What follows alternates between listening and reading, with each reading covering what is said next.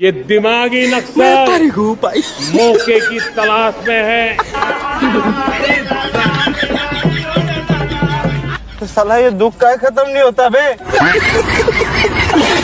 और अभी तो रुको। आज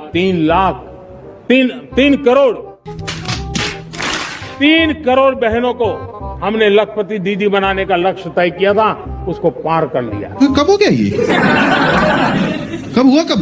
अब हम 6 करोड़ लखपति दीदा ने क्या बोला तूने? लखपति दीदी बनाने के लक्ष्य को लेकर के आगे बढ़ रहे हैं। मैं को अपनी पूरी शक्ति के साथ 2014 के पहले जो 60,000 करोड़ का कारोबार था, आज वो कारोबार बायो इकोनॉमी 20 लाख करोड़ पहुंच चुकी है दोस्तों। अभी तो हमें और जलील होना है। 2009-10 का कालखंड था, सिर्फ 25 लाख इलेक्ट्रिक व्हीकल हमारे देश में बिके थे। पक्का सबके सामने।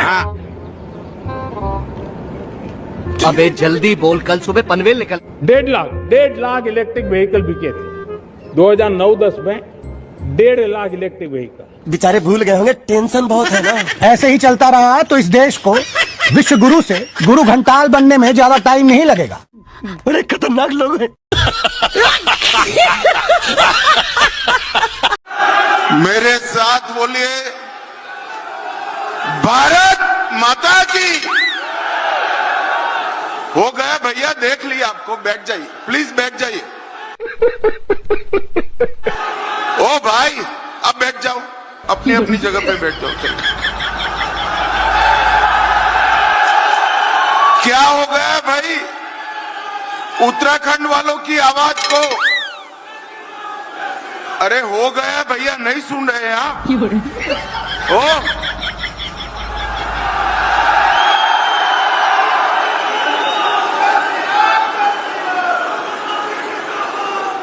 तो लेने के देने पड़ गए।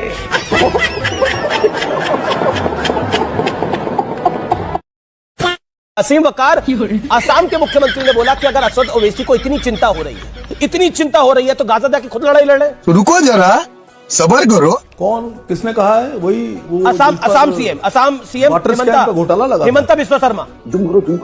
हाँ, वही जिन पर वाटर स्कैम का घोटाला लगा था, जिनको अमित शाह ने कहा था घोटालेबाज, उन्हीं की बात कर रहे हैं ना, वही वाले हेमंता। क्या बोलूं मैं इस पे, क्या बोलूं क्या मैं इस पे? कुछ मत बोलो। जिनको बाद में बीजेपी ज्वाइन करा के मुख्यमंत्री बनाया गया, वही घोटाले वाले हेमंता। अबे जल्दी बोल, कल सुबह पनवेल निकलना। वाटर स्कैम वाले हेमंता। सर हाँ ना तो बोल दीजिए, इतनी प्यार से बोल रहा हूं मैं। यही नहीं, अभी और सुनिए। हमें क्या करना है क्या नहीं करना है, यह हम घोटालेबाज से मशवरा नहीं लेंगे।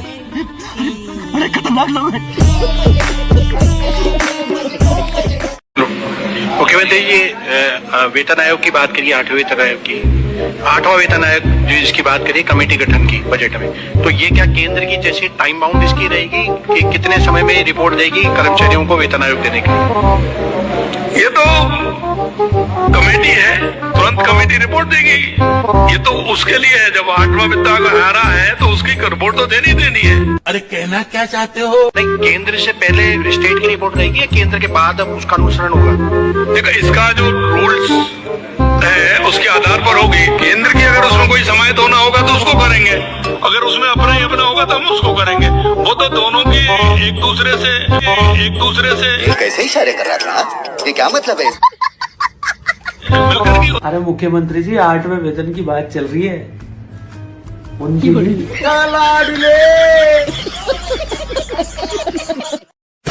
का नाम इंसान मिट जाएगा, समझ जाओ दुनिया वाले। आज मुझे तो खुशी मिली इतनी कि दिल में न समाए, अपने पेड़ों से मिली। कोई सेंसेस बात? मुझे क्रेडिट नहीं चाहिए। मगर क्यों? बस मुझे यही डर है कि कहीं प्रधानमंत्री जी गए हुए, मेरे घाना गए, कहाँ गए? आगे आज आ जाएंगे। चलो देश में वेलकम करेंगे उनका। पता नहीं कौन कौन से कंट्री, मग्नेशिया, गलवेशिया, तरवेशिया, पता नहीं कहाँ जा रहे हैं। जहां 140 करोड़ बंदा रह रहे वहां रह नहीं रहे वो। और जिस कंट्री में जा रहे हैं उनकी आबादी कितनी, 10,000, और सबसे बड़ा वार्ड वहां का मिल गया। 10,000 तो भाई साहब जेसीबी देखने के लिए खड़ा हो जाता है यहाँ, जेसीबी चल रही है, जेसीबी खेड़ियां गल्ला चुप गए यार।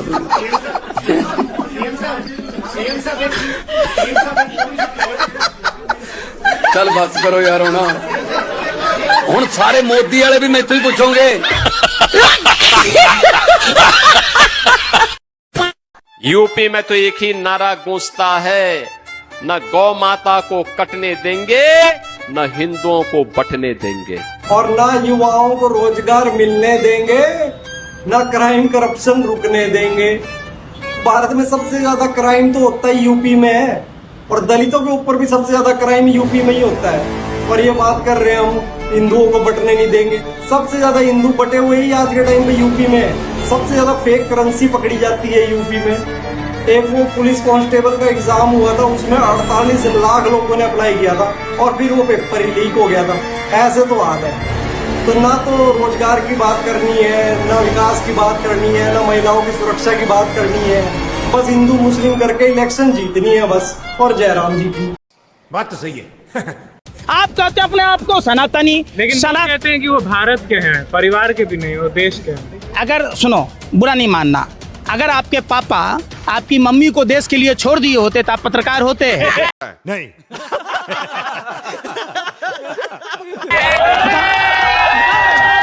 फिर वही वाली बात, हर का बाप अगर कोई डॉक्टर नहीं होता, कोई इंजीनियर नहीं होता, कोई मजदूर नहीं होता, ये नहीं कहो। सच्ची देशभक्ति वही है और सच्चा धर्म वही है, अपने जैसा कीर्ति पैदा करना। ये नहीं है कि रणछोड़ दास की तरह हर चीज में भाग जाओ, भागना, मुंह मारना। सनातन हिंदू धर्म में समझते हो 16 संस्कारों में एक संस्कार है शादी। अग्नि के साथ फेरे लेना, 2 चुटकी सिंदूर की कीमत क्या जाने नरेंद्र बाबू। सही पकड़े हैं। हमेशा से गैर जिम्मेदार व्यक्ति रहे हैं भाई। घर में गहना जेवर चोरी किए, भाग गए। भरी जवानी कहते हम 40 साल भीख मांग के खाए। क्यों खाए भाई? हाथ पैर आपका सलामत नहीं था, जरूरी था भीख मांगना। अरे बड़े खतरनाक लोग हैं। मजदूरी करते, अपने माँ बाप की सेवा करते, जिस महिला के मांग में सिंदूर भरा उसकी देखरेख करते। यही तो धर्म है कि आप अगर किसी के पति हैं तो पत्नी का देखभाल करना पति का धर्म है। आप किसी के बाप हैं तो आपको अपने बच्चों की परवरिश करना धर्म है। आप अगर किसी की पत्नी हैं तो पति की सेवा करना धर्म है। तो ये धर्म के लोग तो हैं ही नहीं, ये रावण कालनेमी के लोग हैं, ये राम मंदिर के लुटेरे हैं, गजनवी औरंगजेब से भी ज़्यादा घातक हैं। देश इस बात को समझ चुका है, इसीलिए प्रधानमंत्री ने ट्रस्ट बनाकर आरटीआई के दायरे से बाहर किया ताकि राम मंदिर के चढ़ावे में लूट हो सके। लूट, भारी। तुम्हें शर्म है? कुछ शर्म आया है?